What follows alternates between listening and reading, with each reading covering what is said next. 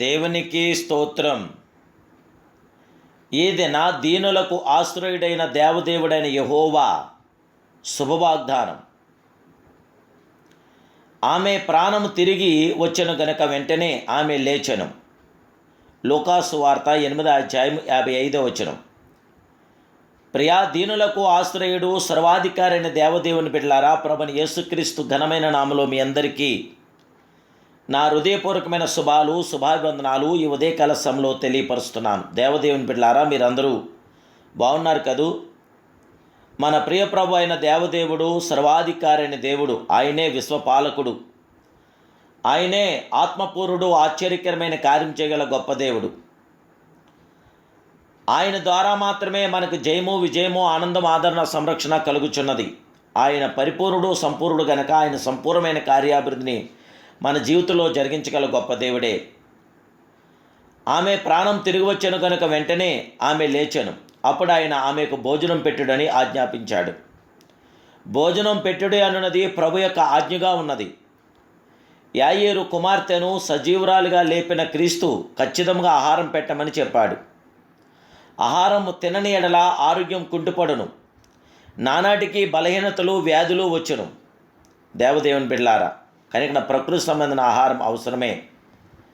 శరీరమునకు ఆహారం ఎంత అవసరమో ఆ ప్రకారమే మన ఆత్మకును ఆహారము కావలేను.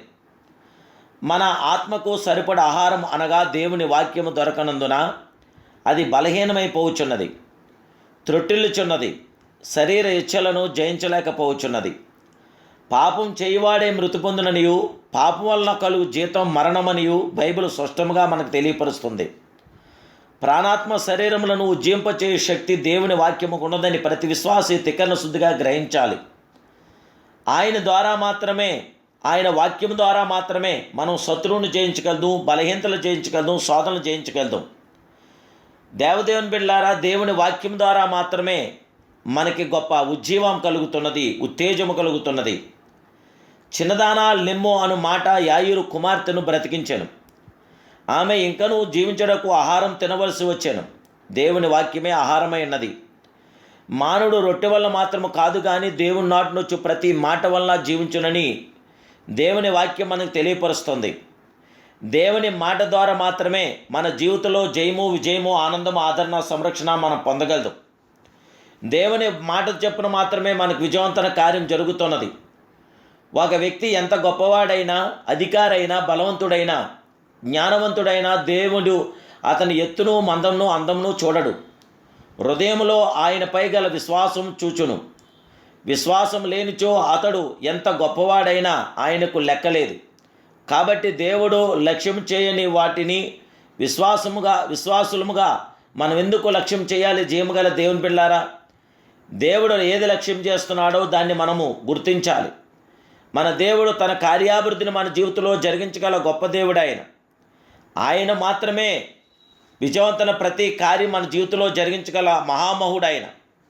అపోస్తులైన పేతురు కొత్తగా జన్మించిన శిశువులను పోలిన వారై నిర్మలమైన వాక్యంను పాల వలన రక్షణ విషయంలో ఎదుగు నిమిత్తము ఆ పాలను అపేక్షించుడని రాస్తున్నాడు. ప్రియమైన దేవుని బిడ్డలారా, పసిబిడ్డలను చూడండి, వారు ఆకలి కొనగా ఏడుస్తున్నారు. పాలు ఆహారము కొరకు తల్లి ఇబ్బంది పెడుతున్నారు. పాలు ఆహారం ఇచ్చినప్పుడు ఆసక్తిగా తాగుతున్నారు, తింటున్నారు. అలాగే ప్రియులారా, వారు బలం పొందుచున్నారు. ప్రవర్త అనుభవం చూడండి. నీ మాటలు నాకు దొరకగా నేను వాటిని భుజించితిని. సైన్యములకు అధిపతికి దేవా, నీ పేరు నాకు పెట్టబడును గనక నీ మాటలు నాకు సంతోషమును, నా హృదయమునకు ఆనందమును కలుగుచేయుచున్నవి. జయముగల దేవుని బిడ్డలారా, ఆయన వాక్యమును ఆసక్తిగా భుజించండి. ఆయన వాక్యం ద్వారా మాత్రమే మనకు జయ విజయము కలుగుతున్నది. వాక్యమే దేవుడు, దేవుడే వాక్యము. దేవుని వాక్యాన్ని ప్రతినిత్యం మీరు చదవండి, వాక్యానుసారంగా ముందుకు సాగండి. నీ వాక్యములు నా జీవకు ఎంతో మధురములు, అవి నా నోటికి తేనె కంటను తీపిగా ఉన్నవని దేవుడి వాక్యం మనకు ప్రబోధన చేస్తుంది. దేవదేవుని బిడ్డలారా, దేవుని యొక్క మాట చెప్పిన మన జీవితాలు కొనసాగిందాం. సర్వాధికారైన దేవుడు, సర్వప్రియ జగత్రక్షుడు, సర్వోన్నతుడు, తన శాశ్వత కృపను మన మీద కుమ్మరించగల గొప్ప దేవుడు, ఆ మహామహుడికి, మహోన్నతుడికి మనస్ఫూర్తిగా ప్రార్థిద్దాం. కలవరి కార్యాభివృద్ధిని మన జీవితంలో పొందుదాం. జయముగల దేవుని బిడ్డలారా, ప్రార్థన ద్వారా పరలోకమును లేదా దేవుని సన్నిధిని నీ హృదయంలో నీకు తెచ్చుకోవచ్చును. గుర్తించి ప్రార్థించండి, ప్రార్థనలో ఏకీభించండి. మహాపరిశుద్ధుడును మహోన్నతుడు సర్వోన్నతుడమైన మా ప్రియ జగత్రక్షుడు అయిన పరమ తండ్రి, దీనులకు ఆశ్రయడానికి స్తోత్రాలు, విశ్వపాలకుడా మీకు వందనాలు. ఈ దినాన ప్రభా నీ బిడ్డలమైన మమ్మల్ని జ్ఞాపం చేసుకొని మీ సన్నిధి మీ బిడ్డలైన మా అందరి పక్షాన్ని ఉంచండి, మీ గొప్ప కార్యం జరిగించండి. దేవా, మా జీవితంలో మీ ఆశ్చర్యకరమైన కార్యాలతో బిడ్డలు నింపి బలపరిచి శోధనకి బిడ్డలు తప్పించి బిడ్డలందరికీ విజయాన్ని దయచేసి పరిశుద్ధాత్మ గొప్ప మీ తాకిడి బిడ్డలు దయచేసి జయ విజయం బిడ్డలందరికీ అనుగ్రహించి మన యేసుక్రీస్తు సర్వోన్నత నామములో ప్రార్థిస్తూ బిడ్డలను ఆశీర్వదించమని అడుగుచున్నాను పరమ తండ్రి. ఆమేన్, ఆమేన్, ఆమేన్. May God bless you.